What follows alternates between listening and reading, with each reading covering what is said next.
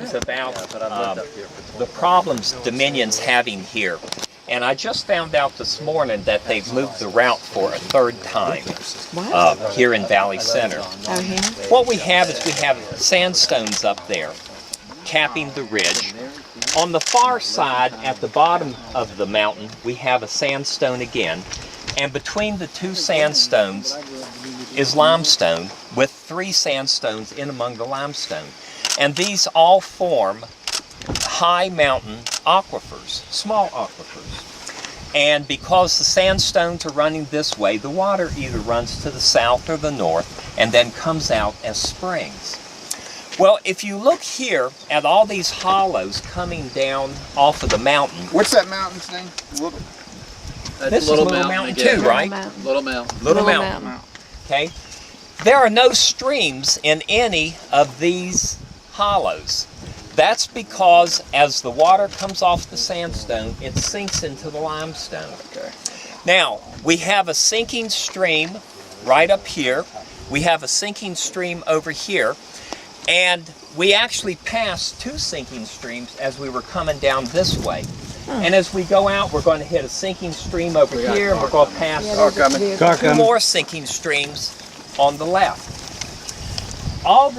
Most of these sinking streams are heading south to Devers Spring.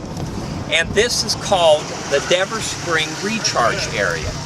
And it consists of a lot of sinking streams that we've found, and probably some that we haven't found, but it also consists of caves and many sinkholes. You can see all the sinkholes here. Right. And Dominion has a certain rule that their karst contractor came up with, is that they have to have a 25-foot buffer around every sinkhole parapet. And what we found down here on their first route through Valley Center is they were going to go through the buffer of at least 7 sinkholes, which is against their rules. But yet they presented this route to FERC, hoping nobody would notice that they're going to violate their own rules. So we protested, and they moved it farther south. And we found it's the same problem again. They can't get through the parapet buffers of the sinkholes without violating their own rules. And I heard this morning from David, they have now moved it back up this way again. And I'm sure that when we come down here next week and look at the new route, we're going to find that they're trying to squeeze through these parapet buffers that they have around the sinkholes. And FERC, when they told them to move it the first time, said the proposed route east of Valley Center Road appears to have an abundance of karst features, caves, and sinking streams. And it says incorporate a route variation to avoid these features. And I can guarantee you right now, even though I haven't walked the route, that they're still going to try to go over top of the sinking streams that are under us right now and over here, and they're going to try to squeeze through the parapet buffers of the sinkholes, which they can't do. There is a long line of sinkholes going down through here that they cannot get through. Their own karst contractor, Geoconcepts, Bob Denton, who's their senior geologist, told me that they had picked a route through Valley Center that totally avoided karst, and Dominion rejected it. And we don't know why they are rejecting a route that avoids the karst. The previous route down here was probably hundreds of yards from being off the karst, and I'm afraid to say how much because I haven't walked it, okay? But they were very close to being off the karst, and now they're moving it back up. They are going to bring the pipeline route up the backside of the mountain, flatten this mountain again, and then come down the mountain, and then up over, and then across the next, and then down that mountain, up, and then into Little Valley. Our biggest concern is we know every one of these hollows has a sinking stream in it. The sediments that they create when they clear and flatten the top of the mountain are going to wash down into these sinkings and then affect the karst aquifer here. And plain and simple, they're messing with the groundwater and the springs of 1, 2, 3, 4 families. Mm-hmm. 4 families. Mm-hmm. Whereas if they would... Yeah. At least, that's right. Immediate, you know, yes, this immediate is direct families. impact. That's right. Whereas if they stayed on that side of the mountain, went down the valley, which is flat, it would be a safer route, a cheaper route, and a more environmentally sound route, and then cross the mountain below all the karst, they would affect no families. There are no houses down there. The land is owned by non-resident landowners, and I hate to push a route onto somebody else, but there are no residents down there that they would affect. And why they're rejecting that route, but they are. It's right on the line, and it's on the other side of the road. It's Route 600 that's running, or Lower Back Creek. And it's just south of us here, and then on the western side. So the proposal would be putting it on, keeping it on private land. Right. And the other issue within this area is, you know, there are 2,200 people in the whole county, and if you could call any place a neighborhood, you know, this is possibly a neighborhood. There are more houses down there. You know, there are houses all along here, and they've decided to like sow this through houses. And actually where we're going to go, where it would cross the road, I mean, there's vast open space up here, and they've chosen an area where people are living. And the worst, I think, with the water is, you know, Dominion will say they'll develop a well for you. But these are all working farms, and if you don't have groundwater on a working farm, it is not a working farm any longer. You cannot pump water for livestock.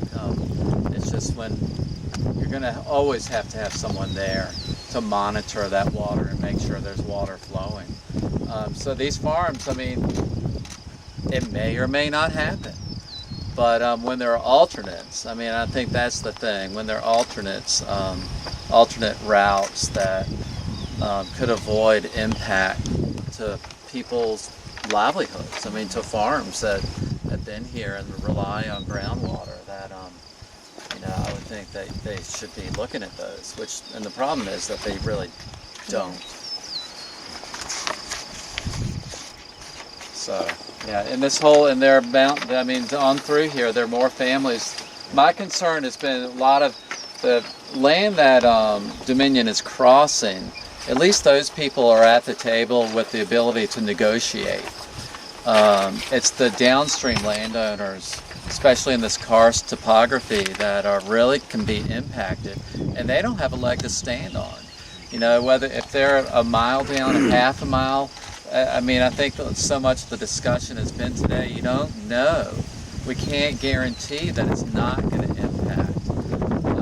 And down here, down at the end, sort of in the turn, there's a pipe that stubs out of the mountain that flows water 24 hours a day. And so when a drought hits the community, that's where the farmers go. They park their truck with a tank, they fill their tank up with water, and take it, you know, and it belongs to someone else, but it's open to anybody who needs it. And if that's damaged, the whole neighborhood is damaged. And that's very common in this area, Right. both in Bath and Highland, to have those type of open pipe springs when there's need for waters for agricultural purposes or even for living purposes throughout the region. I might make a comment about karst. It's a hard word to define. And this is a good place to look at it. We're looking at really surface karst here. Karst always has an underground drainage component, and it's formed in soluble rock. So around here it's limestone or dolomite. It's basically formed by dissolution. These sinkholes, the fancy name for them is dough lines. But these dough lines, when we first look at them, we think, well, it's a collapse feature. The cave underneath collapsed and caused this subsidence. Well, some of them form that way. Most of what we're looking at is actually formed by water that's infiltrating, recharging the aquifer, but it dissolves the surface rock a little bit, and slowly but surely you get these funnel-shaped depressions. So a lot of the dough lines we see are not collapse features at all, they're surface solution features. Another characteristic of karst is you'll have outcrop of bedrock, very thin soil cover. So when we start trenching through here, your first thought, well, we're going to be digging up a couple feet of dirt. Well, by the time you get through a couple feet of dirt, in most places, you're going to be suddenly cutting your way through bedrock. Now, it varies in depth. You've got these joints, and at some places the bedrock's right on the surface. You might move a few feet away, and there'll be a sort of a crack in the rock, if you will, that has 10 feet of soil in it. And this is our epikarst, but it's all basically a recharge area for the aquifer. These are kind of enhanced infiltration zones. You're not going to get surface runoff off of an area like this. It's either going to funnel through the sinkholes, give you a fancy name for it. We call it autogenic recharge. That's rainfall that's recharging the aquifer directly above. And what Rick was talking about, these streams that flow off of the non-soluble rocks up above, they get a good start. They run down, they come to the limestone contact, and they sink, and that is allogenic recharge coming into there. So it all ends up at the same place, down in our spring. Yeah, Devers Spring. And the pipe down there is not like this, it's a 6-inch pipe. Yeah. Want to go look at it? Yes, we can. I'm sure they'd love to have us there.